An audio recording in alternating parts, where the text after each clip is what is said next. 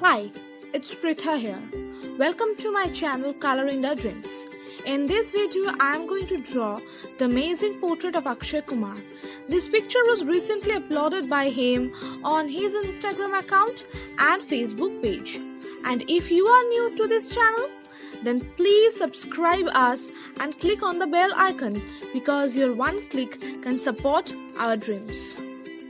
Here, I have used pencil colors of two different brands, Staedtler pencil colors and Dome's pencil colors, Brewster 4B and 7B graphite pencils, Sakura white gel pen, black dot and black gel pen. I am starting with the left eye and then I will color up the right eye. For precision, I have used black dot pen for the eyebrows and beards. And if you also want to get a portrait of yourself or a portrait for your loved ones, then please mail us. Our mail ID is given in the description box.